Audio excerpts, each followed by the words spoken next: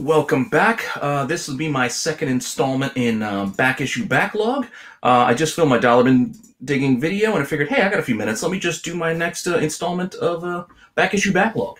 I'm just going to try to keep the videos very, very short, just straight to the point, and I'll do a quick accompanying article over on comicbookinvest.com that you can read, to kind of check out for a little bit more.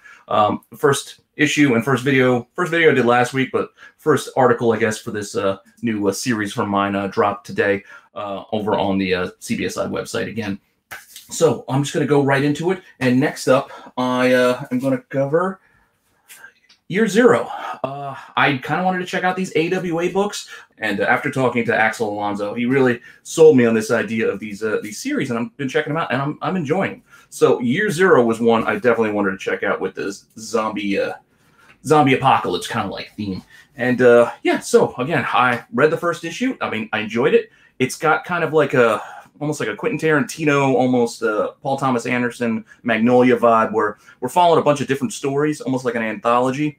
And I don't know if they're going to come together, like in some sort of coincidence at some point down the end of the line. Again, I only read issue 1 and actually read issue 2 following that, so I haven't read the rest of this series. There's only 4 out while I'm doing this. I believe next week, issue 5 comes out, and it has a gorgeous Carrie Andrews cover with the surfer and the zombies and heads floating in the ocean. I'll drop an image so you guys can see it. Like, I can't wait to pick that book up and see this series. And there's already a volume 2 coming again, I think in November, possibly? I think it's November, volume 2 of this series. So it was popular enough to earn itself some more issues. So I'm looking forward to it. Again, this was a great little run, a nice little introduction. It's again, it was like quick hits. It's like you get a couple of pages introducing all these different characters, and each story was interesting.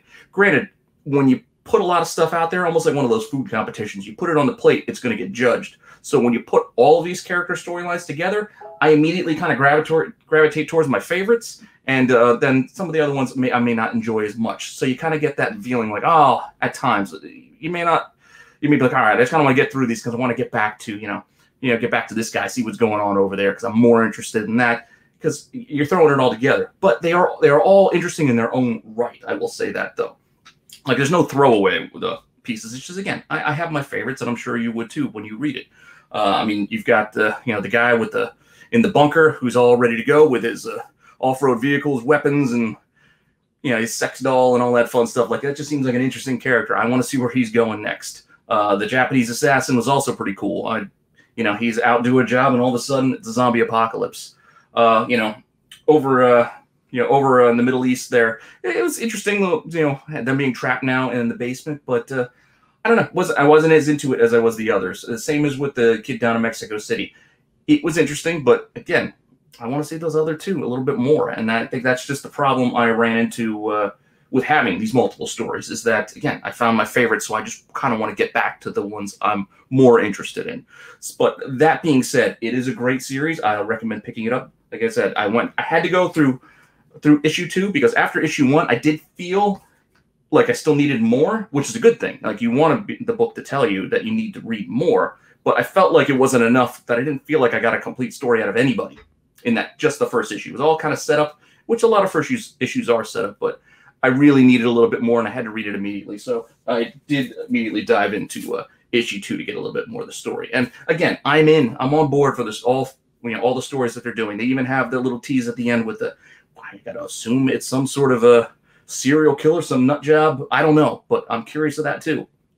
And they also got a little bit of vignette, I guess, at the beginning of each issue, where they're kind of maybe how this whole thing started with the Neanderthal man, I guess, in the ice.